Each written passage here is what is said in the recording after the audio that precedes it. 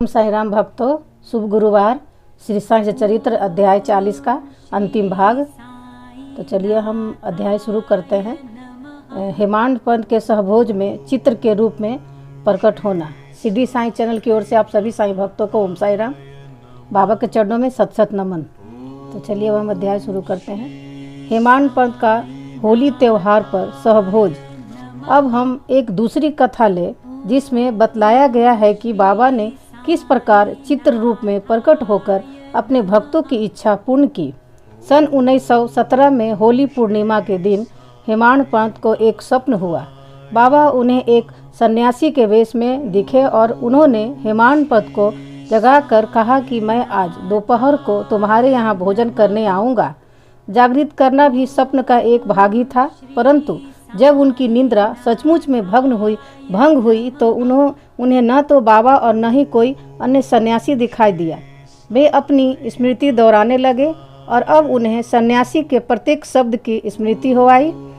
यद्यपि वे बाबा के सानिध्य का लाभ गत 7 वर्षों से उठा रहे थे तथा उन्हीं का निरंतर ध्यान किया करते थे, परंतु यह कभी भी आशा न थी कि बाबा भी कभी उनके घर पधार कर भोजन कर उन्हें कृतार्थ करेंगे।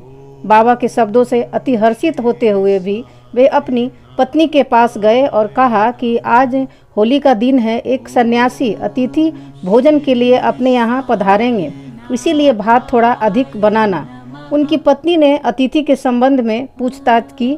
प्रत्युत्तर में हेमांड पंत ने बात गुप्त न रखकर स्वप्न का वृतांत सत्य सत्य बतला दिया।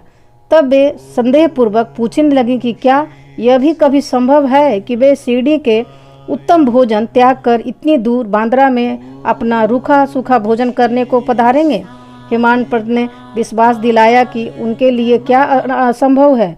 हो सकता है कि वे स्वयं ना आए और कोई अन्य स्वरूप धारण कर यहाँ पधारे।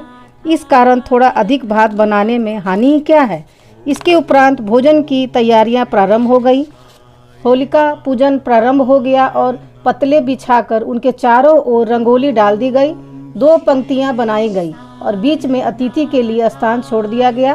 घर के सभी कुटुंब पुत्र नाती लड़कियां दामाद इत्यादि ने अपना अपना स्थान ग्रहण कर लिया और भोजन परोसना भी प्रारंभ हो गया। जब भोजन परोसा जा रहा था तो प्रत्येक व्यक्ति उस अज्ञात अतिथि की उत्सुकता पूर्वक राह देख रहा था। जब मध्याह्न भी हो गया और भोजन कोई भी न आया तब द्वार बंद कर साकर चढ़ा दी गई। अन्न शुद्धि के लिए धृत वितरण हुआ, जो कि भोजन प्रारंभ करने का संकेत है। वैश्वदेव अग्नि को औपचारिक आहुति देकर श्री कृष्ण को नैवेद्य अर्पण किया गया। फिर सभी लोग जैसे ही भोजन प्रारंभ करने वाले थे कि इतने में सीढ़ी पर किसी की आहट स्पष्ट आने लगी।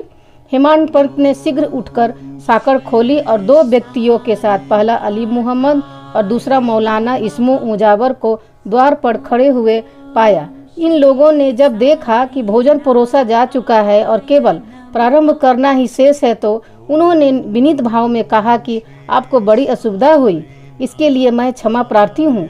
आप अपनी थाली छोड़कर दौड़े आए हैं तथा अन्य लोग भी आपकी प्रतीक्षा में हैं, इसीलिए आप अपनी यह संपदा संभालिए। इससे संबंधित आश्चर्यजनक घटना किसी अन्य सुविधाजनक अवसर पर सुनाएंगे। ऐसा कहकर उन्होंने पुराने समाचार पत्रों में लिपटा हुआ एक पैकेट निकालकर उन्हें खोलकर मेज पर रख दिया। कागज के आवरण को ज्यों ही हेमांड पंत ने हटाया तो उन्हें बाबा का एक बड़ा सुंदर चित्र देखकर महान आश्चर्य हुआ। बाबा का चित्र देखकर वे द्रवित हो गए। उनके नेत्रों से अश्रुओं की धारा प्रवाहित होने लगी और उनके समूचे शरीर में रोमांच हो आया। उनका मस्तक बाबा के श्री चरणों पर झुक गया। वे सोचने लगे कि बाबा ने इस लीला के रूप में ही मुझे आशीर्वाद दिया है। कौतूहल बस उन्होंने अली मोहम्मद से प्रश्न किया कि बाबा का यह मनोहर चित्र आपको कहाँ से प्राप्त हुआ। उन्होंने बतलाया कि मैंने इसे एक दुकान से खरीदा था। इसका पूर्ण विवरण मैं किसी अन्य समय के लिए शेष रखता हूँ। कृपया आप अब अपना भोजन कीजिए, क्योंकि सभी आपकी प्रतीक्षा कर रहे हैं।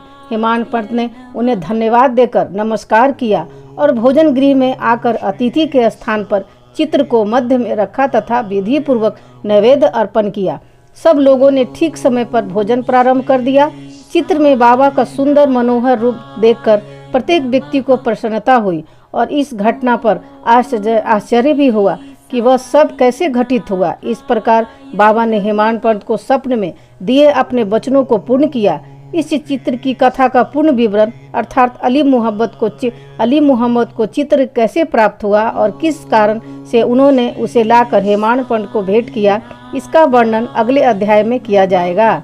बोलो श्री सद्गुरु साईनाथ प्रभस्तु शुभ भवतु। श्री सच्चिदानंद समद गुरु श्री साईनाथ महाराज की जय।